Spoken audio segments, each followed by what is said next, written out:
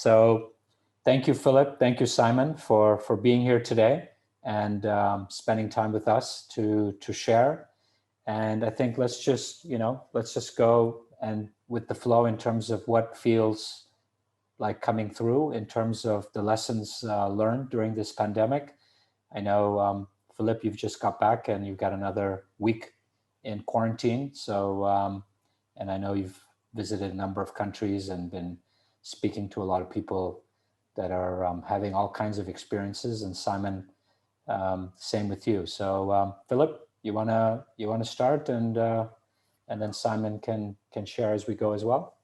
Sure. Maybe I'll kick off with some general comments. I mean, Feisal, you'd asked that we talk about, what are the learnings families have from the pandemic, and I have to say that for many years, as a lawyer advising families around the world, I've talked about political risk minimization, about how the world is changing, excuse me, about tax changes coming up. But I myself was really taken aback, and it was a real learning experience, despite being an advisor who thought that he can look ahead and learn from the past. We faced a situation, and still do face a situation, where every day something is occurring that is extraordinarily surprising, that we never would have expected. And when it comes to some of the areas that I deal with, like tax and political risk, there are many things that worry me. And we've seen people trapped in the wrong places, which has tax results that may not fit in with their plans. But even more importantly, we have to look forward into the next couple of years and the reality that governments are going to need to be paying for the pandemic. And that increases the political risks that families face. One of the things that I mentioned to you, Feisal, is that I wanted Simon to join us for the conversation because he and I have been working on some, political risk minimization measures. But also in the call today, in the discussion, we can touch on, I hope, some funny experiences too, including my own, which was, trying to get to Hong Kong. And I did get a lot of help from Feisal along the way, and you've helped feeding us and getting us vaccinated and, many elements. And there's even a reveal that you don't know about that I'm going to tell you. And I thought I'd save it for a live webinar to reveal something that happened on my journey. So later on, you can remember to raise that. But maybe Simon can pitch in a little bit about some of the work he and I have been doing together for families on political risk and how that comes up in relation to the pandemic. Yeah, absolutely. And thanks, Philip. Thanks, Feisal. I mean, before I do, I want to just reiterate, what Philip was saying a moment ago. I think what's been disarming about this pandemic has been that there's no real rule book here. Yeah. And so what you found is a lack of coordination between countries. You found uncertainty about how governments are going to respond. You found shortages of PPR. We're now seeing shortages of vaccines. And it's the novelty of this situation which is creating a lot of uncertainty. And as Philip says, we are not certain about how governments are going to respond. Yeah. And we're not, there's a lot of money has clearly been spent. There is going to be a lot of, fiscal, there are going to be fiscal dynamics prompted by what's been going on. And I think one of the things which Philip and I spend a lot of time talking about is the definition of what political risk is. And I think for a long time, political risk was confined to the sort of issues that you see in countries where there are, coups and governments changing and military, movements and all that kind of stuff. People don't necessarily think of political risk as linking into some of the dynamics that we now see in a much broader sense that come with problems like a pandemic, how countries coordinate, what they can do, where people can move to. And I think one of the things I think we'll probably talk about later is the assumption of free movement, certainly for some of the global families we work with. And when that free movement is curtailed, some of the issues that link in with that. Yeah, I mean, Henley, I spoke to the founders and some of the senior people, said they are very active because of the experiences that many families had of lack of mobility to places where they have homes because of the rules that were implemented. I think it raises the issue about passports, and it's worth touching on passports and having that ability to move around. I think there are a number of things that are interesting. One is, for those who thought that they could have a lifestyle because they could afford it, of having homes in multiple places and moving around and having their children in one country and their parents in another country, suddenly realized that may not work, and there may be consequences. And as a result, of course, having multiple passports can help. But even with multiple passports, there are people who found themselves in a situation where they couldn't see their kids, where they couldn't take care of their parents. Yeah. And it shows the importance of asking the what ifs and planning in advance on every front. Simon and I are lawyers, and we're focusing a lot on the legal issues and political risk and tax, but there are a lot of human issues, including medical care and other things that you're also familiar with, that unless you have a plan in advance, you can find yourself in an emergency situation that can be very, very problematic. And I know that that's something you've been dealing with, Feisal. Maybe you can share with us some of, the way that you work with families to kind of prepare, because something that you did for me and Peggy, my wife, we found ourselves in a situation where we had to leave urgently the UK because we had to get to Hong Kong. We didn't have our second vaccine. I reached out to you and I said, is there any way this could be organized? And we landed in Dubai, and within 3 hours, I had a phone call and we had our vaccine. So how does this work? That was supposed to be a secret, Philip. not to be announced globally. You're the only one we arranged that for, by the way. But anyways, look, the thing is, how does that work is a different question. The country we're dealing with, right? Dubai it's you had to go through government institutions. But what's been challenging is, you take my brother, for instance, right? Who needed care where it was not available in Dubai. And we reached out to a number of countries, including Switzerland, including Hong Kong, where I'm a resident of, places that he's not a resident of. And at the end, Simon, he's actually ended up in Singapore, and it's been a beautiful experience. But we had to find a loophole, and that loophole was having a doctor that we did through telemedicine, because you need a doctor to be able to have the permit to come in. And so that was the loophole used to be able to get permission for him and his spouse to come in as a caregiver into Dubai.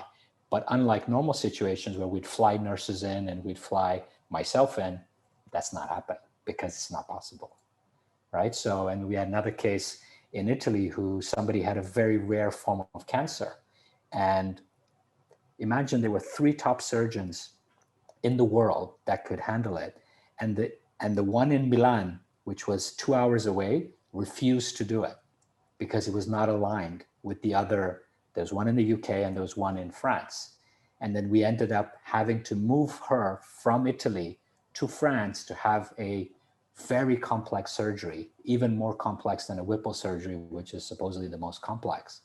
And in COVID, right? And so there's been a lot of creativity that's been needed to be able to provide the care that was so easy to provide, right? And the number of second opinions went through the roof because we had to localize, right? Which is what we do normally. We prefer to do a second opinion and execute locally.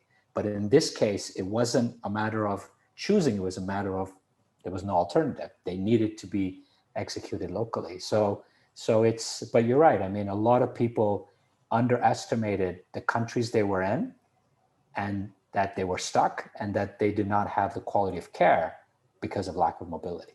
Now, let me mention a couple of things here and some more specific. We talked about passports and being able to move around, and it's great to say, okay, one learning from the pandemic is get lots of passports. Yeah. There's actually more to it than that. And one of the things we have to be mindful of is that into the future, there will be fewer and fewer opportunities to get multiple passports. Yes. I have a view that over the coming years, we will see countries restricting, yes, like we have in Singapore and some other places, the ability to have multiple passports, yes, in part, not just for tax reasons, but for security reasons and other reasons. Yeah. And one learning for families is your planning on passports should be done, about getting passports and residence rights should be done very early, and think about it very carefully. However, there are a lot of traps. There are a lot of people out there selling passports, Yes. and you have to be very, very careful not to be taken advantage of in this area. Yeah. The other thing is, we talked about political risk, and I want to make sure that we, those on the call can hear a little bit about what political risk is really about. Yeah. Political risk arises in three places generally. It arises where you live, it arises where you invest, and it arises where you have holding companies or trusts and where they're located. Yeah. And when you think about political risk, you need to look at all three of those places. But if there's one soundbite that I can give about political risk that everyone can benefit from, when I go to an investment manager, that investment manager will say to me, to be safe, you should diversify your investments. Make sure you invest in different countries, invest in different asset classes. And this is something families understand very well. We need to diversify risk. If we're a business owning family, we have some investment assets. We have our assets in different countries. We use different banks. What a lot of families don't understand is it's very important to diversify the ownership of your assets. In other words, don't have all your eggs in one basket. Too many families have one holding company, one trust, one foundation, one family member who owns all the assets. And in a world where it is absolutely increasing in terms of risk of expropriations, of wealth taxation, of new taxes that may come up to address the pandemic, steps governments may take to address the realities of inequality, having a diversification of ownership is absolutely critical. Can I just extend, that point? And before I do, can I just say that I've seen Peggy, Philip, you're in a hotel room during your quarantine, and I've seen in the window behind you, Peggy wafting backwards and forwards in a bathrobe. And I think it's important she keeps that bathrobe. She's got to keep that bathrobe on. I bet her exactly. She wasn't wearing a bathrobe earlier. I'm going to move my camera so that there's no reflection. But on a more serious point, and there's also a broader theme here. And we talk about the income wealth inequality that exists and how that fuels government's agendas. And COVID has brought that into stark recognition. We've seen it both internally. There was a statistic early in the days of COVID when it first hit Europe that there were more, and this is when there was a fear about a shortage, which was the case of ICU units, and it links, Feisal, to what you were saying about medical resource. And there was a statistic that there were more registered Ferraris in the UK than there were ICU units, which as a statistic was very sobering. And it brought into play this idea of what do we do collectively with our money? Where is our money held and how is it utilized? And that statistic made a very stark point. And then you see it on a more global scale, where you see what's happening in India right now, and you're seeing poorer economies really struggling. And you're beginning to perhaps see now a tale of two worlds in how they deal with something like this, which links back into Philip's point about how it brings into focus the income wealth inequality that we see exists at the moment. Philip, I want to challenge you a little. A few years ago, when all these transparency laws were coming in, all our lawyers, right, were telling us to simplify, right, because transparency is there. And now you're asking us to create a slightly more complex structure. So can you maybe go into more detail when you say let's simplify? Yeah, I think tax transparency and what you mentioned, and that relates a lot to something known as the Common Reporting Standard and automatic information exchange. Yeah. It wasn't so long ago that, if you were living in Pakistan or India or wherever you were living, Malaysia, if you had a bank account in Switzerland or in England or whatever, it was very difficult for your country to get information. They could ask for information exchange on request, but it wasn't something that was automatically exchanged. Today, when you open a bank account in Liechtenstein or Switzerland or wherever in the world, other than the US, it's a little bit of an exception, automatically information about that account is transmitted to your country of residence. So we're in a world of transparency. At the same time, there's a massive move in the tax world to insisting that there be substance to companies where you may be allocating income. And that's also, that's the history of people, using BVI companies and other companies to just, park earnings. So all of these developments, yes, are pushing advisors to say, you now need to simplify. You don't need, complex structures.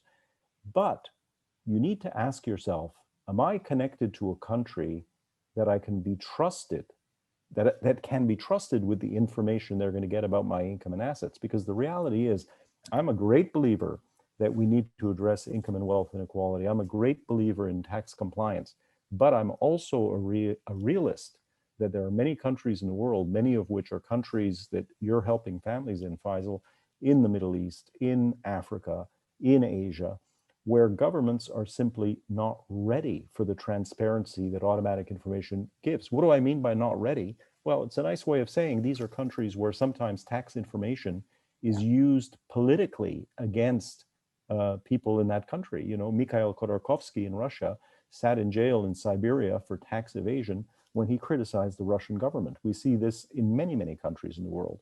There are countries where there is corruption in the system. There are countries where tax information finds its way into the hands of kidnappers.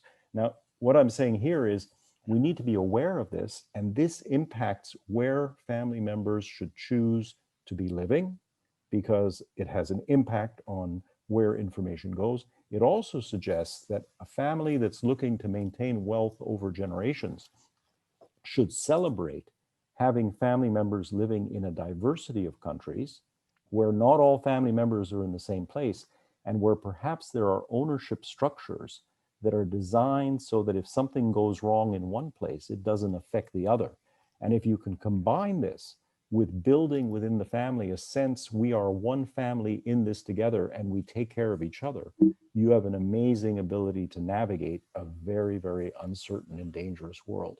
So you're right, simplicity is a result of transparency and greater simplicity, but there is a lot to think about in view of the pandemic again, and many of the learnings of the pandemic are going to come a little bit later. One of the participants in the call posted something that was published about something that was published, Lubo Georgiev, who's listening in, he posted something about the OECD report that was published today. I saw it on inheritance taxation around the world. Indeed, we're going to see more and more initiatives by governments properly to address income and wealth inequality, but we're also going to see some of these initiatives being imposed improperly in some countries, which will be destructive of family wealth. And this is what needs to be navigated. And countries are afraid to impose these taxes right now because they're worried about economies in view of the pandemic. The real issues are going to come 2 or 3 years from now, and often not with a lot of warning. When we had the financial crisis in Cyprus, there was a capital levy imposed. What's a capital levy? You go to sleep on Friday with $10 million in the bank. You wake up on Monday, there's $6 million in the bank, and you're told $4 million was taken away over the weekend as a tax. Now, as a tax lawyer, I don't view that as a tax. I view that as an expropriation of assets. You had no warning that it was going to happen. Can I make a point as well? And I say hi, Lubo, as well. I don't think I've seen Lubo for about 10 years. So hi, Lubo. I think it's important as well to go back to your point, Feisal, about simplicity, that you don't conflate complex structuring for artificial tax purposes from complicated structuring for other purposes. And I think, for many, many years, people would come up with all sorts of relatively artificial structures simply to hide better. And I think those days have gone. I think where you see complexity now is for real reasons, for perhaps political risk reasons, for succession purposes, for having to deal with assets in multiple jurisdictions and making sure that the structures reflect that. So I don't think it's a question of simplicity for the sake of simplicity. I think it's a focus on what's driving the complexity of structures. Okay, so you're bringing realism into the situation rather than giving a blanket, straight. Okay, so Philip, I mean, I don't want to get into the micro, but why not, right? A little bit. I mean, which jurisdictions would you recommend in terms of structures that are safer, quote unquote, or is it really too bespoke? No, I think there are some general themes that we can discuss. One general theme that's very, very important is to realize that the world is moving from offshore to midshore and onshore. What does that mean? Yeah. I mentioned earlier that substance is very important in how the tax rules work. It's no longer really the case that you can just park money somewhere and just pretend that the money was earned there. You have to have real substance. And there is an attack around the world on the offshore centers, the zero tax locations in the world. There are moves you may have read about in the US and elsewhere about having a minimum corporate tax and things of that sort. So the days of the Bahamas and the BVI and all of these various, offshore centers, they're not going to be dead overnight, but there certainly is more business leaving than there is going to those countries. Yeah. And you have to ask yourself, as business declines in that way, is there a greater risk of fraud in the service providers in those jurisdictions? Is there a greater risk of attacks by other governments who may deny tax deductions if you're paying payments to those countries? Will you have more problems opening a bank account for those kind of companies? Here in Hong Kong, trying to open a bank account these days for a British Virgin Islands company is a major, major challenge. But there are jurisdictions that are, as I would call them, midshore, places like Singapore, which has tax treaties with more than 50 countries around the world, which if you want to create substance and need to create substance, you can actually hire people in Singapore who actually can work in a variety of ways. If you're in the British Virgin Islands, you can hire someone who knows how to teach windsurfing, but it's not that easy to find, the kind of people that you really need for that kind of substance.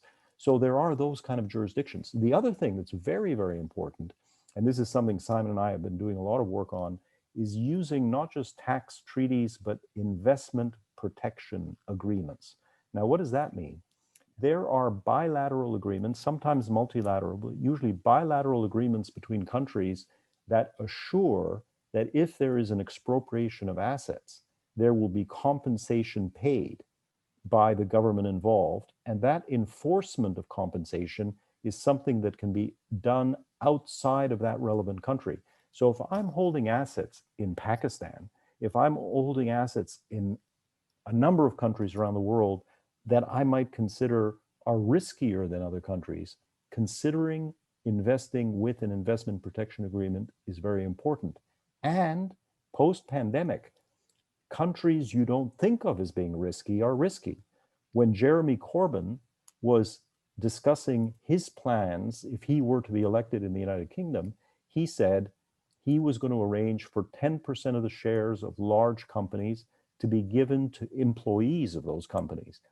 Nice idea and a good way to address inequality, but that was an expropriation of 10% of the ownership of those families owning significant businesses in the United Kingdom. He would have been able to implement that had he been elected. However, if a family owned their UK business using a British Virgin Islands company, they would have had no investment protection and they would have lost their 10% shareholding. If they owned that UK business through a Singapore company, which has an investment protection agreement with the United Kingdom, then they would have had compensation in relation to that expropriation. It's just an example of the kind of thing that comes into consideration when you're thinking about where to set up the ownership structure. And that example of Corbyn in the UK potentially ran deeper because at the time of that election, there was a lot of Brexit uncertainty. And if there had been this black swan event where Corbyn had won the election on that manifesto pledge, coupled with a no-deal Brexit, which arguably would have taken the UK out of a number of the bilateral treaties that it was a party to as a consequence of being an EU member state, then even if those bilateral investment protection agreements were in place before Brexit, there was a chance they might not have been after Brexit. Yeah, I mean, we used to hear about this, Philip, in the old days.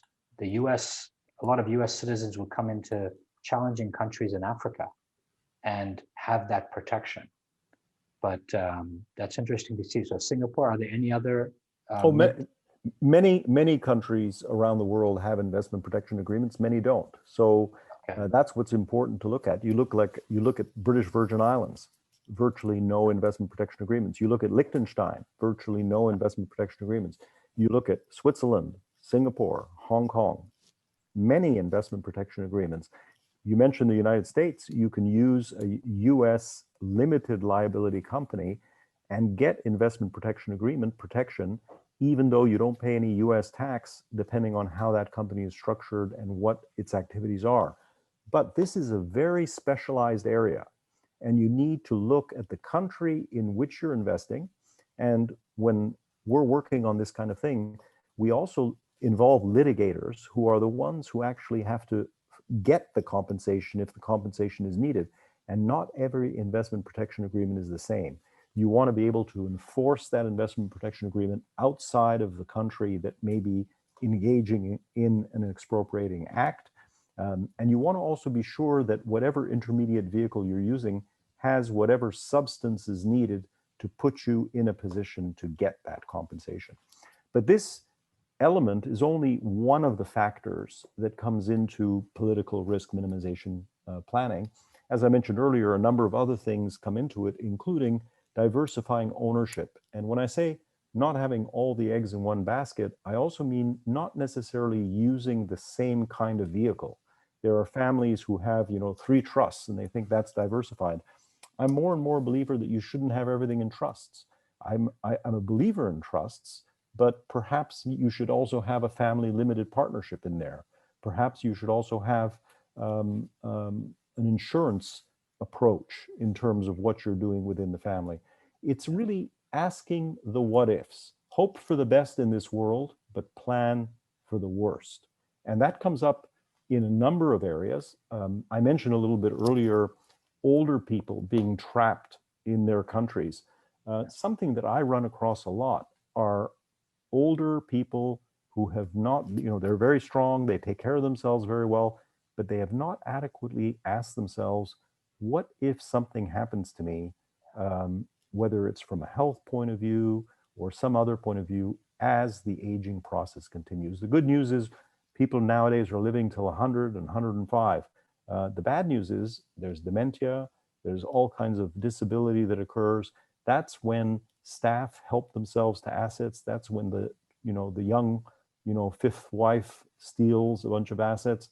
All kinds of things go wrong. So I really like to plan, hope for the best, as I said, plan for the worst. Can you talk, because I think this is a really, it's slightly off topic, but I think it's interesting, particularly in the context of family members being separated from one another as a consequence of national barriers. But Philip, can you talk a little bit about the nature of incapacity? Because a meeting that we were in together recently, we talked about this, and we talked about how a family was going to approach the concept of incapacity.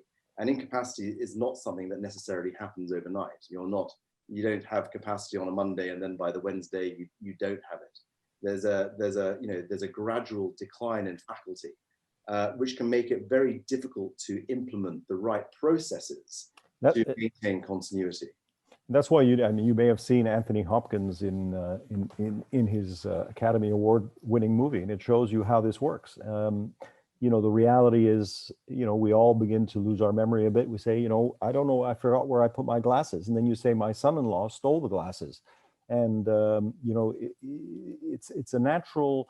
It's not just Alzheimer's. There are all ranges of dementia that come into this picture, and absolutely, as people age, and I deal with a lot of families and I'm dealing with the older generation, it gets more and more difficult for them to let go of assets as they get older, because they also begin to use their financial strength, their assets, as the way they communicate within the family. It's very, very negative when that happens.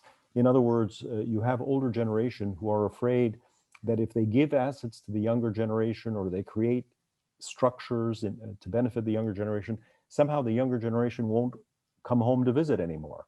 So they want to hang on, and the older they get and the more you have this process of incapacity, the harder it is to get them to plan. And then, as you say, Simon, how do you determine incapacity, and how do you deal with it, and how do you deal with who should have power if certain things go wrong, and lasting powers of attorney, and all of these things. The bottom line is early planning is necessary. It's when the parents have full faculty that you want to have these kind of conversations within the family in a very open way to say, what do we want to see happen? How do we want all this to work? If incapacity occurs, who's going to make decisions about incapacity? Who's going to deal with the assets? How can we do this safely? And you don't want to leave it to surprising situations. Look, I lived in Switzerland for 15 years. In those 15 years, I saw at least 3 or 4 cases, doesn't sound like a lot, but 3 or 4 cases of private bankers, lawyers who benefited from the assets of little old ladies and little old guys who, frankly, they took advantage of, and who ended up naming them in their wills. And not all of these were people without children, but they were people who, for one reason or another, were estranged from their children. Bad things happen. And as a result, you need to consider these things within your families and discuss these things early.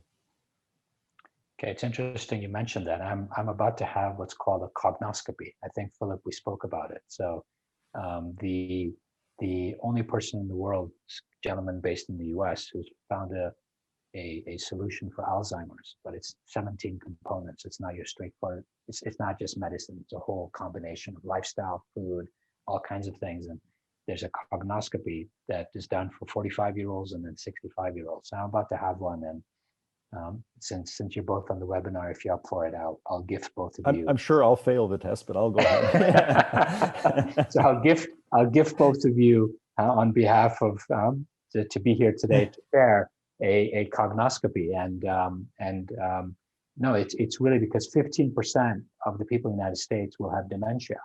And so this is something that we all, I think, now need to build proactively so that we don't end up in that position. But you're right. I just had a conversation today with a company about setting up a PPLI, which you inferred to in terms of the insurance solution. And he talked about exactly that, the control element, the succession element, but also the, what happens if there's incapacitation, right? And it was a topic which I obviously haven't had with the kids, but it's something to discuss openly.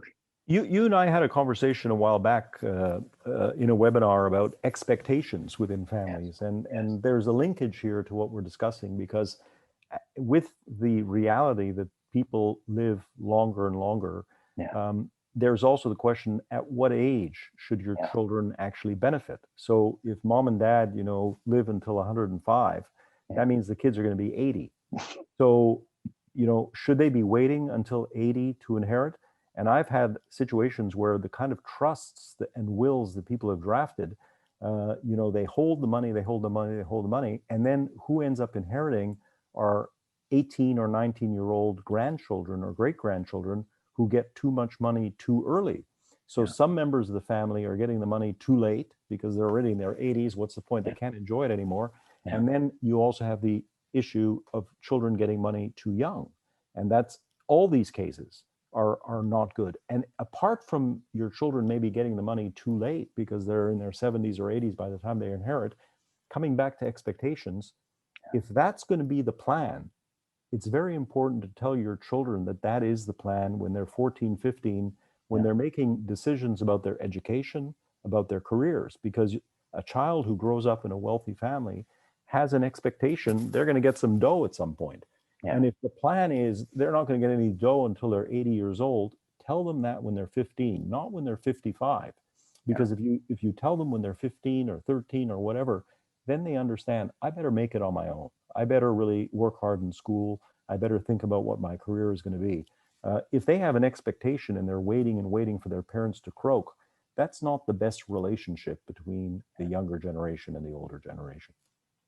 I remember we had this conversation and you had mentioned the age 50, because that's when you're out of the way in terms of, the divorce if you're going to have and all the other stuff. Hopefully, are you still of that advice that 50 is kind of I am a believer that if you give too much money to kids too early, you're robbing them of their dreams. you're taking away, their sense of accomplishment that they can and should have. That said, there are no right and wrong answers. It really has to be a little bit tailored to each family. But the most important is to have a lot of dialogue within families and conversations age appropriate about these things. Those conversations don't have to deal with the actual figures, but the concepts are concepts that families should be discussing, and all too often they don't. And there's another point into this as well, is how you educate your children to become wealth owners at whatever stage, whether it's 50 or 40 or whenever it is. And that's an area which requires, again, a focused approach, because 50 might be an age, but if you are inheriting huge sums of money from nothing at the age of 50, you may not be equipped to know how to deal with it. We're dealing with a family at the moment. We're going through a governance process, and they have children in their 30s. But one of the sons was given something like 5 million to invest whilst he was at university, which he lost. But the parents regarded that, I'm not sure it was necessarily the right decision, but the parents regarded that as a kind of a lesson for him in terms of how to deal with finances. Now, I'm not suggesting that's the right approach, but there should be a recognition that actually children require education when it comes to being wealth owners. And to expand on what Simon just said, the education should take into account that you need to prepare every member of the family for their potential future roles. In a lot of the families that I work with, they prepare very well the children who are going to be in the family business for being involved in managing the family business. And then they neglect to prepare the family member who has decided to become a doctor or an artist or a lawyer, or who's living in another country, who's not in the family business for whatever reason. They've neglected to prepare them for the reality that they will be at some point a beneficiary of whatever the family structure may be. Exactly as Simon has just said, they're going to be one of the wealth owners, one of the business owners. They need to support their siblings who are involved in the family business. This takes some preparation of all family members. And another topic that I'm very, very interested in, and it's maybe a topic for another webinar one day, is don't waste resources within the family. And what do I mean by that? Today, there's a lot of discussion about sustainability and the circular economy. The circular economy is about, in the production process, in manufacturing, for example, don't waste materials. Find a way that the scrap metal is reused in the process. Find a way to capture the carbon emissions so that it's all part of a circularity. Well, you can apply that kind of thinking to families and family businesses. Don't waste resources. What does that mean? Well, as family members age, the family elders, what roles will they have? Rather than putting them out to pasture, is there not a role they can have mentoring the younger generation within the family? What role can they have meeting other family elders of other family businesses around the world and creating connections for the family? What about the younger generation who are not in the family business but want to do their own entrepreneurial activities? Let's find a way to help them achieve their dreams and maybe capture the businesses they create to come back into the family business. A lot of families talk about pruning the family tree. They have exit procedures. They have ways of buying out family members who they're not happy with. I'm not a believer in that. I'm a believer in a revolving door. Yes, if you don't want to be part of the family business, if there's a problem, the revolving door is there and you can exit. However, it's a revolving door. You can also re-enter the family business. There's a procedure for your children to re-enter the family business. This reduces unhappiness within families and disputes within families. It's a different way of thinking about families and how they prepare their family members, but also how they draft their family constitutions, shareholders agreements, all of that. I want to know, Philip, how you would address the British royal family right now, given what you said about people getting too old to take on the roles that they've, or inherit the roles that they've been prepared to take on, and also the revolving door dynamics with Prince Harry and all that kind of stuff. Well, I think it's highly interesting. As an outside observer, I think they actually do a lot of things well. There are, they have survived this long, and for the most part, they do things pretty well. But like you, I've seen The Crown, and I've seen all the, I've seen all the negatives as well. And yes, it shows you some elements of what can go wrong. And certainly we see around the world, lots of family businesses that have been destroyed. And we've seen many lawyers who have become very wealthy, basically feeding off these families in their disputes, with tens of millions, if not hundreds of millions of fees, amazingly, in some of these cases. There have been legal cases, the Thyssen-Bornemisza family, for example. I think the legal fees were something like $100 million, ludicrous. And forget the money. What about family? What about the fact that this is a family destroying itself? And, one of the things that I talk to families about is the need to separate decision-making that relates to business, where you need a very business focus, and separate that from family decisions, which need a different way of thinking and a different approach.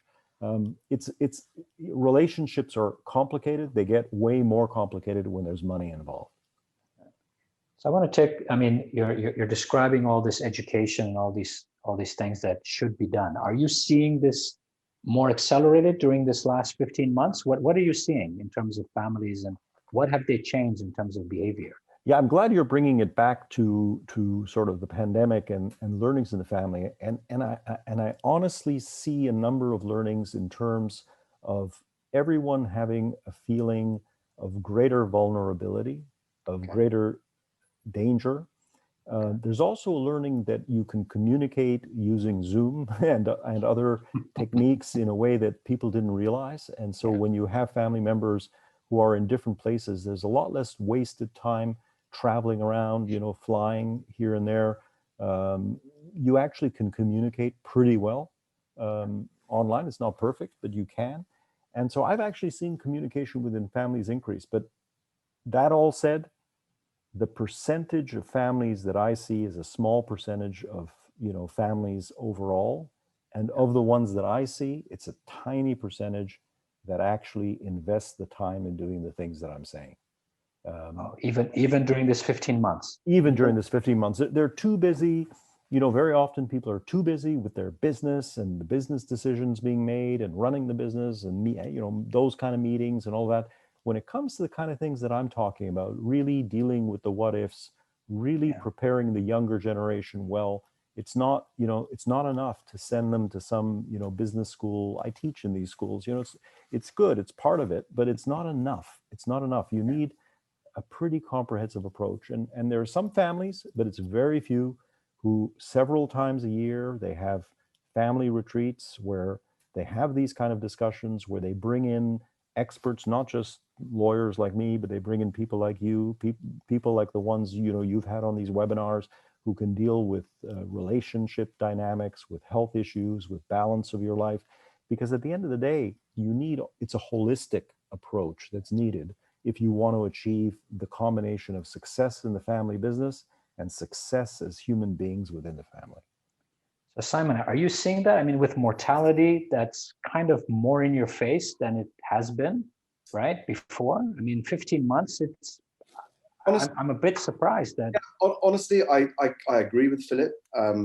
It's weird because one of the things, notwithstanding what we said earlier about, medical resource, PPE, the wealth inequality that exists, as a disease, as a virus, this virus has been very democratic. We've seen heads of state, Trump, Boris Johnson, Prince Charles. It hasn't, this has not been a virus which has focused on any particular demographic. And so there would be a legitimate expectation that families would really try to address some of the themes that we've talked about today. I think there are two elements, and it's hard to explain. I think one is a sort of collective Nelsonian blindness. It's a little bit like people smoking. It's going to happen to someone, but hopefully not me. It's a little bit of people, perhaps wanting to put barriers up around themselves and just sort of hide from things. But I think Philip is right. I think we would have expected far more people looking at some of doing the sort of planning that we're suggesting families should do as a consequence of this than we've actually seen? Well, let me share something a little different. In our experience, when 15 months ago, I did a talk in, let's say, the German part of Switzerland, when I said physical health, they were still in front of me. When I mentioned mental emotional health, they were at the door. And when I mentioned relational health, they had left the building. And I can say more this year, that conversation is a lot more palatable. Okay, people, like you mentioned, right, Philip, about the vulnerability. You're seeing that the communication and the conversation are a lot more vulnerable with the inability to physically connect, right, and physically meet, right? Right now, I'm sitting here, my boys are in Dubai. There's, this whole conversation, when will the 3-week become 2-week? And when are they going to come back, right? Because it's not fun, right? I mean, it's not something, as a teenager wants to experience during their summer holiday, right? To sit in quarantine like you are right now, Philip. So the thing is, we've seen a more openness to have the conversations that they weren't willing to have, to do the work. But I guess maybe maybe yours is a little more long-term planning. I don't know. I'm trying to connect the two. I think we all express our sort of surprise that people are not engaging more with what's going on. But if you contextualize some of the things we see around the world in terms of people protesting about having to wear masks, regarding mask wearing as being an infringement of civil liberty, people saying that there's some sort of virus itself, there's some sort of Bill Gates sponsored agenda of, and these are not just peripheral, marginal kind of crazies. There are significant groups of people, you see them protesting. And if you put that contextual overlay, then actually it becomes slightly less surprising, potentially. And also, bringing it back a little bit to political risk, we've moved away from that, but just to mention that, clearly what we've been seeing is governments taking advantage of the pandemic to do things that we never would have expected, and to do them fast, because they realize that they can get away with things that they wouldn't get away with in other circumstances. And it begins to show you how fast things can change and how you need to be nimble and prepared. And for me, that's one of the biggest learnings. In my lifetime, I'm seeing things that, that I never really expected in many ways. I grew up in Canada, a very safe country. My parents were refugees. They told me lots of stories about the difficulties that they had faced, but I never took them seriously. And, now the pandemic has helped to bring home many realities about how fast things can change. And it does, exactly as you said, Feisal, the issue of vulnerabilities absolutely comes into it. So in terms of, go ahead, Simon. Well, I was just going to say, one of the things which has caused, a lot of kind of difficulty has been how one adapts to the virus as well. And I think, you mentioned that your kids are in Dubai. My kids are generally meant to be at boarding school as well in the UK. We're not one of the wealthy people that Philip mentioned with second homes, but we do have a second home in France. And and one of the dynamics that we saw, where he grows truffles, by the way. So yeah. We all feel for you. We all feel for you, Simon, on this webinar. We all feel for you. One of the dynamics which we had to deal with was making decisions quickly and not knowing whether or not we've made the right decisions for another 3 or 4 weeks. So one decision we made, for example, was because the kids are boarding school. We said, well, look, things are getting bad. Winter's approaching. We're going to take them out of school, bring them back to Singapore. But we didn't know that that was the right decision. And it turns out that actually a few weeks later, the schools closed and it was the right decision. But you're dealing in a kind of an abstract space where you're having to make decisions in advance of really knowing what's going on. Yeah. But so now, going back, like in terms of, are you seeing people moving countries based on seeing what the governments are doing in their respective countries? Are you guys seeing that? Or they're not making such bold moves yet? One, the money that's been spent, it's going to obviously cost something, right, in the next couple of years. Second, the safety element in terms of the unemployment rates that are going, sideways in a number of countries. Are you seeing movement, or are you seeing more on the structuring side and all of that, not real physical positions being changed? I don't know about the sort of the permanent residency numbers or stats here in Singapore, because I'm too peripheral to know what the data is. But anecdotally, the impression I get is that people found it shocking when Singapore, which was a country which until now was a medical tourist hub. People would come from all over the place to go and get medical care. When suddenly Singapore said, you know what, our healthcare system now is reserved just for Singaporeans and residents of Singapore. People were surprised by that, and certainly I think anecdotally people have looked at acquiring Singapore permanent residency in order to treat Singapore almost like you might treat a panic room in a house, as a kind of a safe haven place to get to when things go bad. Philip? I think, I can't say that I've seen a lot of activity in terms of people moving. Certainly they're talking, there's a greater appreciation for the value of having the ability to move around with the right countries. And that's going to have some action. It's also going to be something that certain advisors take advantage of in terms of trying to sell, to sell passports. So you've got to be very careful. As I said, there is a comment from David L'Esperance, who's on the call I saw, where he asks, is it important to have backup passports, more than ever? The answer is yes, absolutely. And as I said earlier, having a plan B, a clear plan B, is very important. And just from personal experience, I can tell you, it's not enough just to have the passport. You have to actually have it with you. In my own case, what I found is I had left my Romanian passport at our home in Italy and found myself in the UK, which then, because of Brexit, was no longer an EU country. And so I no longer had an EU passport, and I therefore was not able to go into certain countries, despite that I was an EU citizen. Why? Because I didn't have that passport with me. So, it's good to have multiple passports, but you better have access to them. And the pandemic shows you how fast suddenly the door can close about your ability to travel. And I had mine couriered to Dubai, by the way, Philip. Yeah, but it depends where you put it. You don't necessarily want to have, your gardener opening up your safe or whatever where you put it. So Philip, I want to hear the story that hasn't been revealed. Go ahead, Simon. I can feel any embarrassment having a house in France when Philip has a gardener that goes to his safe to pick up his he chose not to allow the gardener to go into his safe. Okay, so on the story to be revealed before you end or take questions or end the webinar. So first, I'll give away another secret that you don't want me to give away.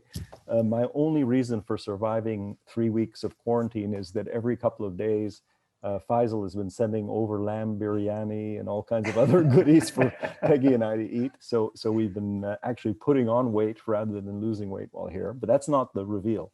The reveal that I didn't tell you about, Feisal, is that you had said, look, let Connecticut set up your PSR tests when you're on the way to Hong Kong, you had said. And you had done so many favors for us and so many helps that I didn't reach out. Plus, I thought I'm a pretty smart guy. I can do that myself. So the hotel that we were at, the Oberoi, we said, we're flying with Emirates. We need to get a PCR test. We need to get a COVID test. They said, no problem. We'll organize the hospital to come over. They'll do the test. They came over. They did the test. We got the certificates, the whole bit. We had a 1 a.m. flight or something like that, or 2 a.m. flight, whatever it was, to Hong Kong. We arrive at the airport. We hand in all our documents. We had all the documents. We're ready to, I put my luggage on the thing. They wouldn't let us on the flight. They wouldn't let us on the flight because they said that the laboratory had to be ISO certified. And the laboratory that the Oberoi Hotel had sent us to was something else certified, wasn't ISO. We then spent the next couple of hours in an Uber going through a drive-through COVID test at an ISO laboratory to allow us to fly the next day, because that was the only way. That was the only way to do it. So we ended up, having to delay by a day, lost a night of sleep, stayed that extra night, then eventually got to Hong Kong. When I did look up the rule, and by the way, the rule is it either has to be ISO certified or certified by the Dubai government. Yes. But we didn't have that document, and I didn't have the proof and the explanation of how to do it. So the learning from all of that in the reveal is when Feisal tells you, you know, let me handle it, let Feisal handle it. Don't try to do it yourself. Just to bolster that, I will send you offline, Feisal, the text message that Philip sent me when I asked him if he had a good flight, when he was explaining that he wasn't able to get on the flight, and it was the most expletive-filled WhatsApp message I think I've ever received. Okay. All right. So we've got a couple more minutes. I mean, there must be some things regarding the learnings that we didn't touch on. Philip, what have we not touched on that, or Simon, that, I mean, I know you have a personal story, Simon, that you had in terms of medical, right? I understand, with the kids. Well, look, it's really no more elaborate than the one I've just kind of described, with having the kids in one jurisdiction, my wife in another, me in another, and having just to kind of coordinate those moving parts at a time of uncertainty. I think one thing I'd quite like to do is to sort of shamelessly plug Singapore for 2 minutes. And it was, oh yeah, we didn't touch on that. About. Yeah. Well, you asked earlier about which jurisdictions one might look at now, and Philip talked about mid jurisdictions. And what was interesting for me is I came to Singapore 12 years ago to live. My mum's actually Singaporean, but I moved here 12 years ago. And when I moved here, it was at a time when the OECD had just published its various lists, color coordinated lists of countries which had implemented or adopted, exchange of information protocols, in particular, information on request that Philip talked about earlier. Yeah. And at that time, there was a huge sort of adherence within the industry towards, the Swiss model, where actually Singapore was going to craft itself in the Swiss banking secrecy model, and that's where the future lay. And very quickly, the government, the authorities here, did a roundabout turn on how they were approaching it. And Singapore flipped from being on the grey list of countries that had not implemented the Article 26 of the Model Convention, to being one of the first adopters of automatic exchange. And I think that shows you how cognizant the authorities here are of the changing landscape when it comes to the wealth management industry, and the need for more than just hiding wealth. So that was my kind of 2 minute Singapore plug. But you feel that, I mean, as a jurisdiction, as a place to live, etc., you feel that the government is dynamic, like the description you just gave, to be able to adapt, even though you saw that they didn't allow residents to come home initially, which was not a great marketing position that Singapore had to deal with. First of all, I'll never be seen to criticize the authorities in Singapore as somebody whose application for citizenship is in progress. But what I will say is, there are political pressures all of the time, and those manifest themselves in different ways. But one of the things about Singapore, which makes decision making effective, is that you have a continuity of government here. And so the government is able to strategize for the medium and long term in a way that is very alien to Western countries. It's quite interesting. There's a question on there if Hong Kong is going to benefit from the pandemic. I find that quite a curveball of a question. Philip, do you want to even attempt that?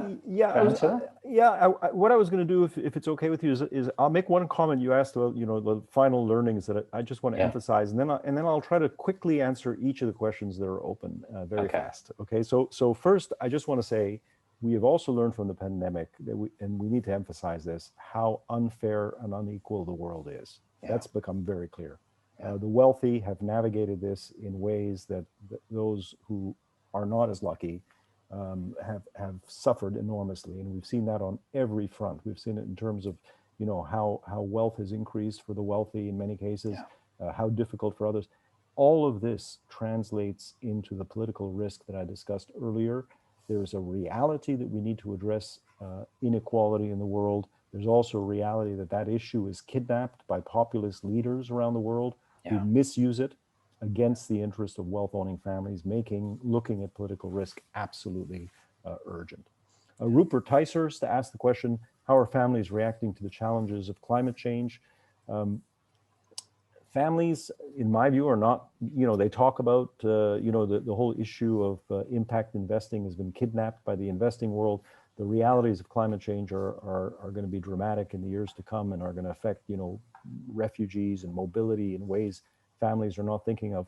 The only thing I want to say there, I've been working with academics at Cambridge Institute of Sustainability, talking about how the world is going to change. And if you really engage with academics and really start thinking about things, it is scary. And any family and business should be looking at this much more carefully. Will Hong Kong benefit in any way from the pandemic? In my view, no. I don't think there's much. There's been pandemonium in Hong Kong on many fronts, and I'm not impressed for the moment.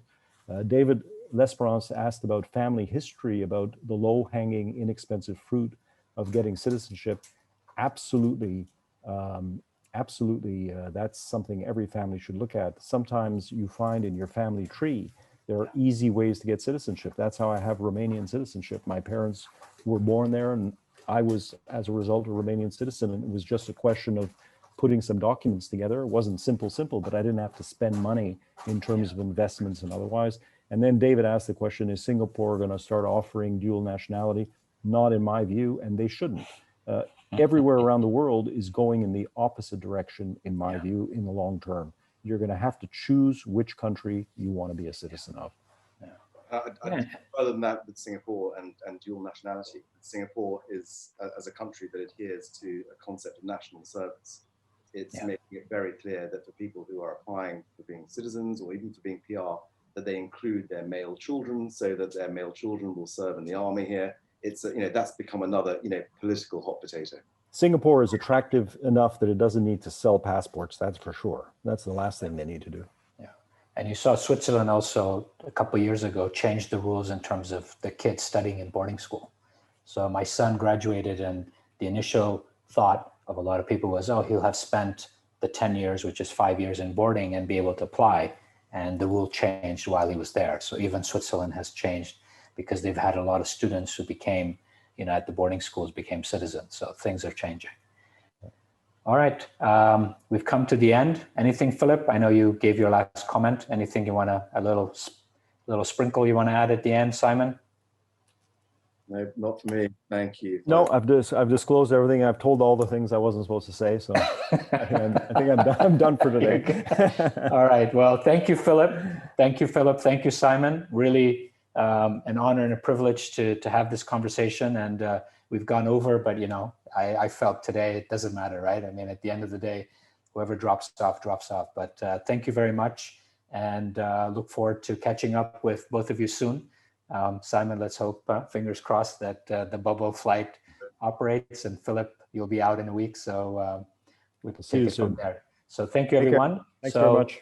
We'll see everyone next week. We'll have Dominic coming in to discuss how narratives impact governance, so something that obviously both of you are in the space of. And then the week after, we'll have Ronald talking about leadership from within and how that plays out. So thank you, everyone. Thank you. And thank you again, Philip. Thank you, Simon. And see you soon. See you next time. Bye. Bye-bye.